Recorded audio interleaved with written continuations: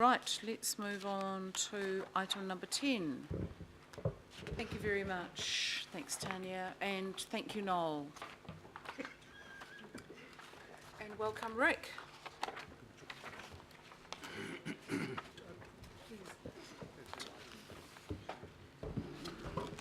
Right, CCIG update. Morning, Madam Chair. Morning, everybody. The report for the City Centre Integration Progress Update has been included in the agenda, and there's a fair amount of activity that's been underway over the last period since we last discussed this. Madam Chair, I don't intend to go through those in detail, but just pick out a couple of items to highlight, and obviously happy to answer any questions if you have any after that. So the first item that I'd refer to, Madam Chair, is the Aotea framework.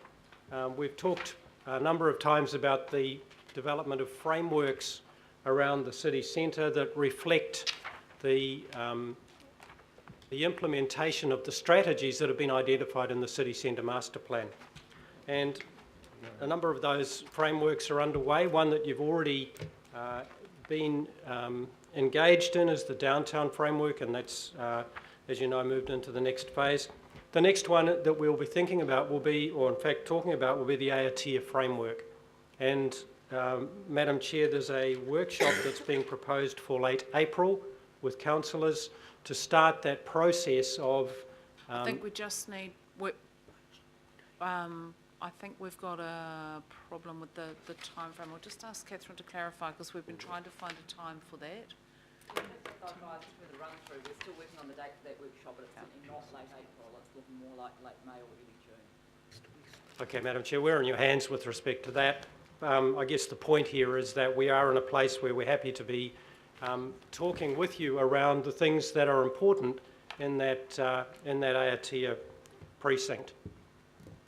The second item, Madam Chair, was with regard to the Central Wharves. And when we last spoke, we talked about some of the work that had been underway, identifying potential ways that we could progress dealing with some of the complex issues in the Central Wharves area. You directed us, Madam Chair, at that last meeting to undertake some further work. We are doing that. We're not in a place where we can report back at this stage. This is just to say, Madam Chair, that that work is underway, and we will come back to you before we engage further with that work beyond this committee. That work's in progress, Madam Chair. So look, I was suggesting, Madam Chair, that I'm happy to answer any questions from the report. Otherwise, that covers the main issues that we have on our table at the moment. Thanks, Rick. So just to cover off the Central Wharves discussion, so you'll remember back in the light of everything else that's going on in that area, the suggestion is quite rightly that the Central Wharves strategy, which is going to link in and should quite rightly link in with some of the wider discussions around the port study, that we just do a bit of work to lift out what are the urgent pieces of work that might need to be done, i.e., you know, in relation to Quay Street or any of those pieces of work, but anything else that's likely to be impacted on by the wider stage long-term port study, that we don't rush along with decisions on the wharves in the interim. So that will quite rightly come back to us, as Rick said. So other questions in the report? Kia ora, Madam Chair. Kia ora, Rick. In the past, when we've got to this item, we've asked for information relating to Māori engagement and the likes. And I'm aware of that there has been engagement. What I can't understand is why we don't provide some of that feedback in the report on the agenda item for the council to understand those dynamics. So how best can it be to be able to report back to this committee about those matters and that feedback that's been incorporated and what you're actually doing about it? Because I just don't see it in the report that's provided, other than the Māori impact statement saying that there are some minutes and the like. So is there a way to achieve that? Thank you. Madam Chair, yes indeed there is, and obviously this is a significant issue for the council. And at some point, we would anticipate that you would request of us a workshop opportunity to talk about these, the work that's progressing. And clearly that would be part of that. We would bring the outcomes from the various hui that we've already had and will be having further to those forums. Madam Chair? So I understand the workshop component. What I more importantly want to know about is the decision-making process of the council committee structure and the reporting that comes to that. Because not everybody attends the workshops. Yeah, so I think, and I mean, this might be an iterative process, you know, we might need to work out what works best. When we have a look at the city centre integration group, if you break it apart, member Taipere, is what you're asking for the Māori perspective on the city centre integration work as a whole or project by project? Because what this does is kind of two things. Number one, it shows us everything that's happening in the city centre, of which there will be a Māori impact component at a macro level. Each project, however, one would expect would have its Māori component and impact study. So would they be reported in here? My presumption would be they'd be reported as the project in its entirety was reported. So we need to just work with you to We say agree, what Madam works for Chair, you. that it should be project by project. Okay, so maybe we can do that in a more planned way when it's not the kind of omnibus report that this is. Well, I think it was important to raise now because it is a process that we have been trying to achieve in terms of that information, and particularly for the decision makers here, so that they can start to understand how best and better to incorporate Māori design, urban design, which gives weight to the Auckland plan. Okay. Yep. Okay. Well, I'd suggest, Madam Chair, and perhaps Rick could comment, I think what's being asked for really is some reporting to the committee, and it could be for information on what's come out of, for example, the hui that you have just recently had and future hui, and particularly on a project-by-project basis, so this committee is informed when it gets to the decision-making time. Sure. Madam Chair, the intention is to operate on a project-by-project basis with the detail. This is, as you pointed out, an omnibus report, so this wouldn't be the place where we deal with that. But as I said, as we start to address the individual projects, and Central Ward Strategy will be one of them, as we deal with that in detail, AOTIA framework is going to be another one. We will get into the specifics as to precisely what has been captured that we can add into that mix. Member Ngamane? I probably just wanted to add to that conversation. I think we've raised it before, and I think the last time we raised it, there was agreement that we needed to do it. I accept the project, like absolutely the project by project basis. I was particularly interested in, okay, we've developed a downtown framework, and it's got a lot of good things in there that say that what council's going to do in respect to kind of ensuring that spaces created, etc., are going to have a, some consistency around the design in terms of, I suppose, telling a story around the Māori space and perspective.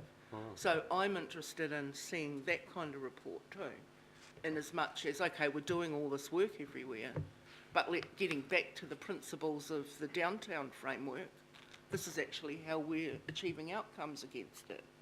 That's what I'd want to see. So I can't necessarily see that in an omnibus or in a project by project. So it's something additional that's about, this is what the framework says, and this is how we're delivering it. Yeah, I'm going to suggest, and councillors feel free to challenge if you don't think this is a good idea, but I can see the beginnings of a slightly better process around this, and I wonder if with your agreement, if you're happy for maybe us to sit with Rick and Leanne and David and just work out, I can see the gap, I don't know how to fill it, but I understand the gap and the shape of it.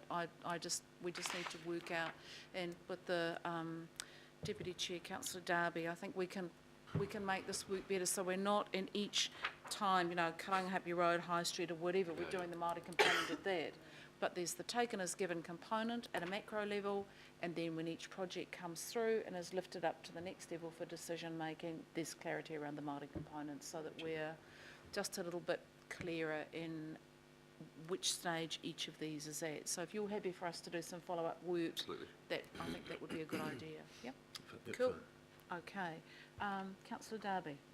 Thank you, Chair, and thanks for the report, Rick. I'll just focus on a few things. Central Wharves. I wasn't aware that Queen's Wharf had a Category 1 historic place listing. Has that been represented in previous reports on Central Wharves? Has that always been taken into account, the one historic place listing, which was confirmed in 2010? Madam Chair, the work that City Centre Integration have done to date, specifically with regard to Queen's Wharf, hasn't been at a point where it's had to address that. We understand that there is some consideration around that, and clearly that would be taken into consideration as we go forward. Okay, so it's something for the next stage of the Central Wharves strategy. And just in terms of the Parakowhai sculpture, there's a little bit of media this morning around that. Is there an impact on the Parakowhai sculpture, considering the revelations from February that the Bledisloe extensions undermine one of the purposes of the Parakowhai sculpture to act as a lighthouse from the harbour entrance? And with the Bledisloe extensions, there will be no relationship with the harbour entrance from the locale of the Parakowhai sculpture. Okay, I think I'm going to get Dean to comment on that. Sure. There is no impact. The lighthouse currently sits at least 10 metres back from the edge of Queen's Wharf. Any changes to the Bledisloe and that wharf precinct were taken into account when we're looking at options for location of the lighthouse, and we revisited that a number of times in light of the ongoing work in that area. So, look, at this stage, Councillor Darby, I'm satisfied any modification to Bledisloe has no effect, no material effect on the location of the lighthouse on Queen's Wharf. But it would be fair to say that it will not be a lighthouse that's visible from the harbour entrance. The lighthouse is the name of the artwork. Its function isn't that of a lighthouse, so we just need to be clear on that distinction. And it's part of activating the Queen's Wharf.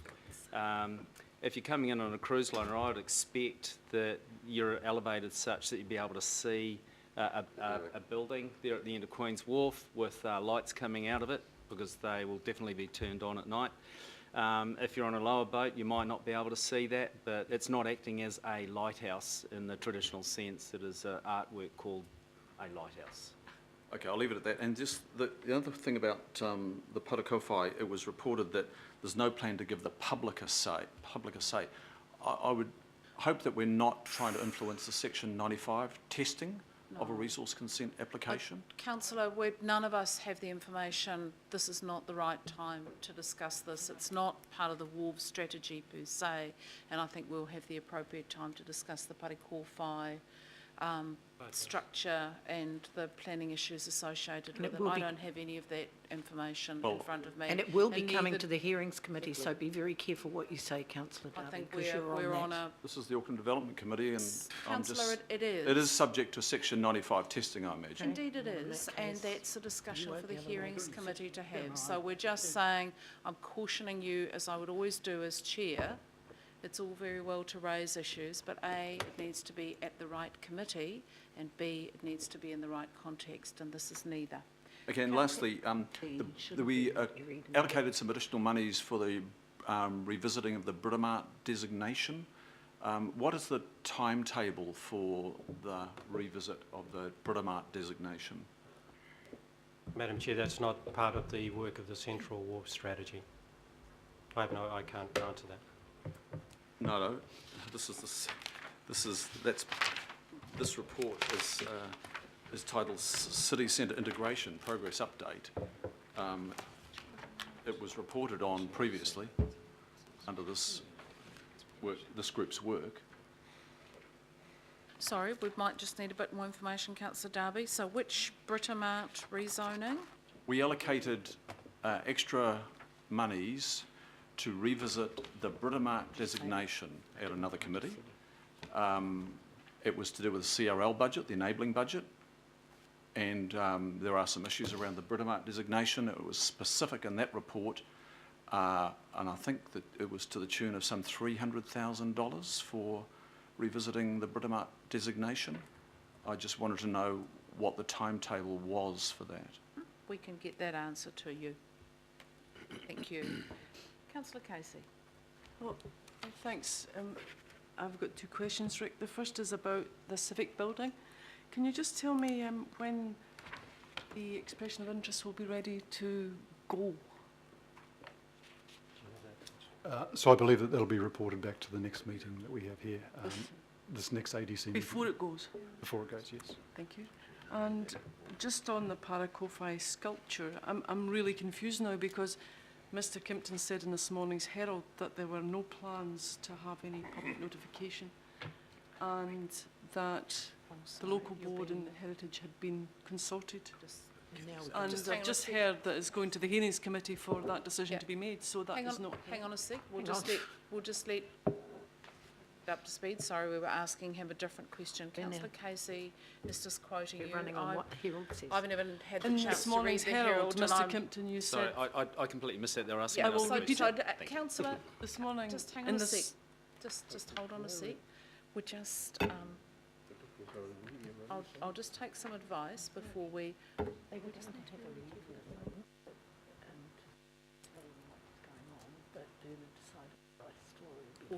Beforehand. I mean, let's be... You got the memo last night, you know. There's a memo. Be absolutely careful. It was Bernard's story. I'm clarifying it, if I get the chance. Right, can you ask your question again? I'm just taking Thank you, some Mr. legal Kimpton. In this advice. morning's Herald, you said there was to be no public consultation, and that consultation had already been had with the Waitemata Local Board and various others. And I recall the Waitemata Local Board are opposing the siting of the sculpture on Queen's Wharf. So there's a kind of a sense in what, if it's been accurately reported, I've just heard a discussion that says it's actually going to the hearings committee for that public notification decision. So which is correct? What you said in the paper this morning, or where you misreported, and is it going to the hearings committee for the public notification decision? There's been no decision made on whether this should be notified or not. And so we can't presume any outcome there.